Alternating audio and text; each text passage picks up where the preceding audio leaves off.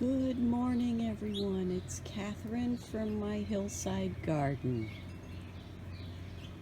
Yes, it's been a while, and I just wanted to say hello today to thank everyone who's come along and watched the channel. I appreciate all of my YouTube family and friends. There have been some things that have gone on in my life, and one of them has been a great blessing, and that was the birth of our granddaughter. She decided to come a little early, and before that, her mother had to spend some time in the hospital, so we've been busy. But Princess Peanut is fine. She's doing fabulous, and as her Grammy, I'm enjoying her very much. Today, I'm just going to give you a little view of the garden and what's been going on or not going on this spring. Because I was so busy traveling back and forth to the children's hospital, I did not get my usual planting done. But nature has a way of taking care of things. And actually, the garden doesn't look so bad. So I'm good with that. Wyatt is enjoying the morning. We are beginning our week of heat. It's going into the 80s during the day with a lot of humidity. I know we've all been dealing with challenges this season, and I just wanted to stop and say hello and thank you. I know there have been some friends who've hit some big milestones, and I'll be sure to include their channels in my description below, so be sure to check that out. If you've been with my channel for a while, you know I get great enjoyment out of feeding the birds. So I like to spend my mornings in the quiet with a cup of coffee, just walking around the yard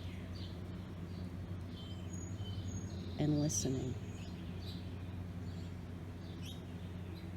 Yes, the weeds have gotten out of control, and I'm okay with that this year. So I hope you'll join me again. Wyatt loves the grass. I don't know what to do about that boy, but that's okay. I've been able to transplant some of my red vein sorrel. Here are two of the locust trees that I planted by seed. And remember the issue I had with the irises last year? Well, these are the rhizomes that I had set on the side. They've come back fine. And here are just some of the containers on the deck. There are my current propagations. This one actually did not do as well. I don't know why. I did exactly the same thing to both containers, but I'm happy with that. That's good. And as I said, I'm just giving you a little view of what the garden looks like. I decided to put the tomatoes that I did start from seed over here in the deck garden. And as you can see, they're very tall. They're about 5 feet tall. And I wanted to say, excuse me, I wanted to say thank you, Deborah Christmas. These are some of the tomato plants that you sent me seed for. I didn't forget about you, but the thing is, these are and I'll put the name in here because I don't remember it offhand and I don't want to crawl in there right now. But they all look different, so I don't know exactly what kind of tomato we're going to get, but look at the lovely tomatoes I have already on those. And I attribute this to the microclimate here. Just fabulous. Now these two are actually from saved seed from my father's garden in Zone 7. And here is a volunteer sunflower. So hi Nick, I know you're doing the challenge, so I'm not including that one. That one was a volunteer, but I just had to say hello. some carrot that's gone to seed. I didn't have the heart to pull it out. Once the sun hits it, lots of pollinators come and enjoy it. And even though this looks like a jungle, there are things going on here. We have the garlic that, if you remember from my video through the winter, I did not get it in my Zone 7 garden last fall.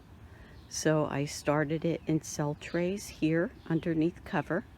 It'll be ready to harvest soon. I have to get those scapes off of there. I've put my cauliflower this year in this garden bed to see if I can get cauliflower. There's some cilantro that went to flower and some radishes. So I've been doing some harvesting, not very much, but I have put oregano in the dehydrator 3 times already. And I've recently just done some kale. So I'm going to be putting that in soups this winter, which I've never done before, and I hope it works out well. Here are my peas. If you remember last year, I had a problem with the little critters eating my pea starts. So they all went in pots this year, and they've done well. And the reason for the tool, which is on the pots, is to try to keep the little critters out while I'm starting my cucumbers and my zucchinis. So I'm going to end today's video here. I just wanted to say hello. We're doing fine, and I hope you'll join me again in my hillside garden. Have a great day. Happy gardening.